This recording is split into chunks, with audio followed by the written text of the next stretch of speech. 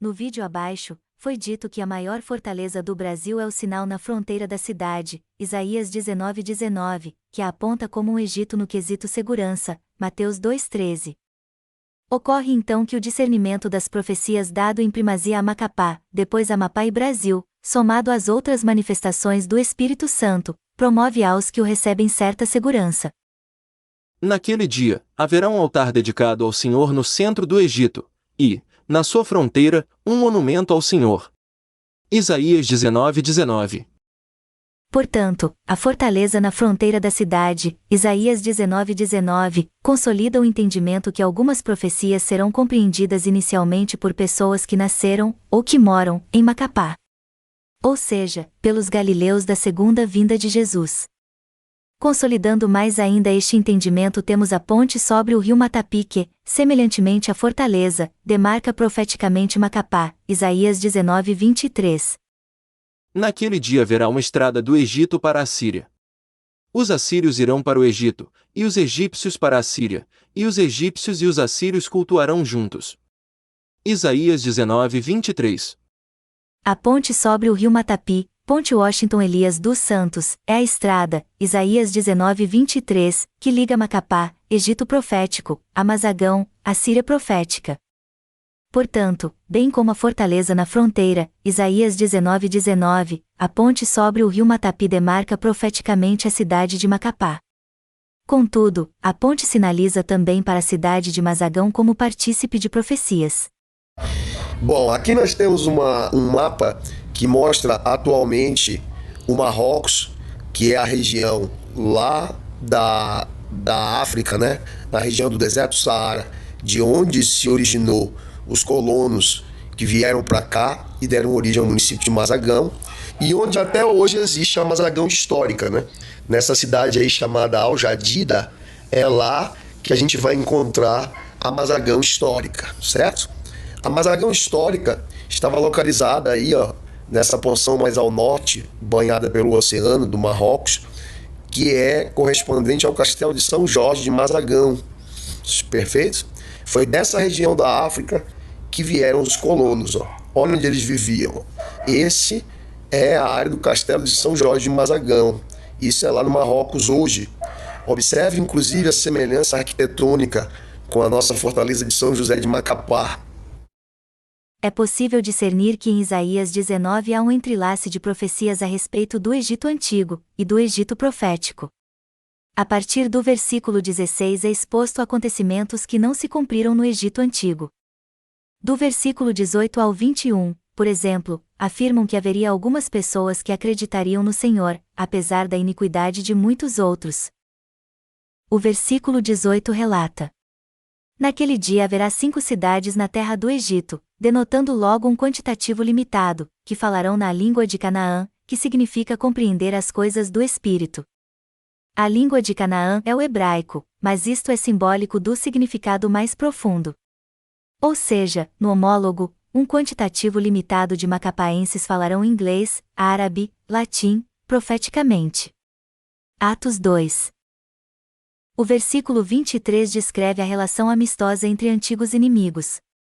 Naquele dia haverá estrada do Egito até a Assíria. E os assírios virão ao Egito. E os egípcios irão à Assíria. E os egípcios servirão com os assírios.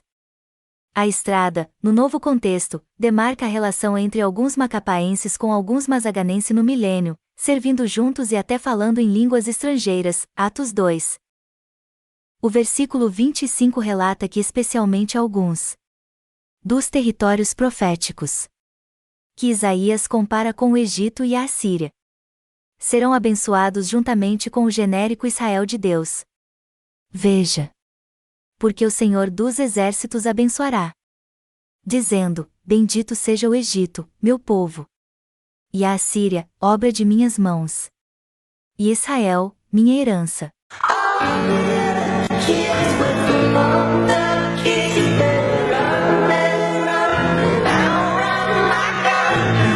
Olá, gente, tudo bem? Depois de tantos anos esperando uma ponte que vai fazer com que todo o trajeto para irmos a Mazagão aconteça de uma maneira muito mais rápida.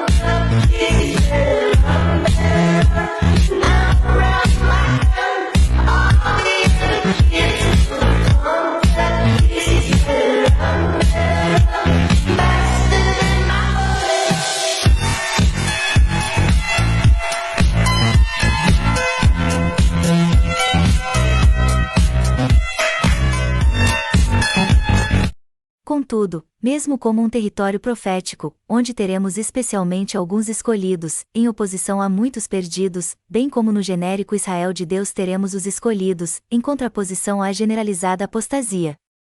O Mazagão, com sua emblemática idolatria, e na condição de Assíria, sinaliza para o idólatra anticristo, na sua condição de assírio. Naum 11 ao 15. Malaquias 5, 5 ao 6. Isaías 14, 25 ao 27. Isaías 31, 8. No vídeo abaixo, foi dito que o oitavo rei é vindouro.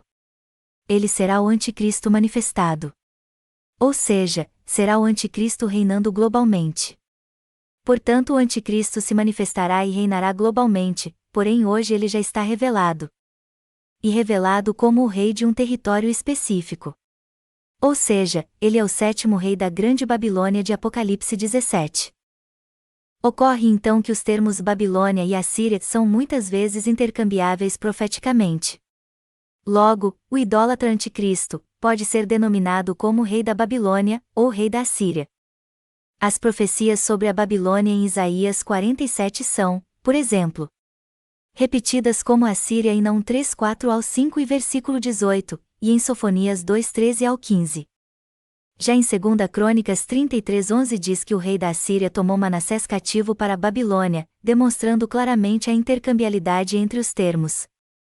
Portanto, no que pese ser um território profético onde teremos especialmente alguns escolhidos, Isaías 19, 25, o Mazagão, com sua emblemática idolatria. E na condição de Assíria, possui intercambiabilidade com o Vaticano, de onde virá o idólatra anticristo. Idólatra Vaticano que está codificado como a Grande Babilônia em Apocalipse 17, bem como personificado em uma mulher, versículo 18.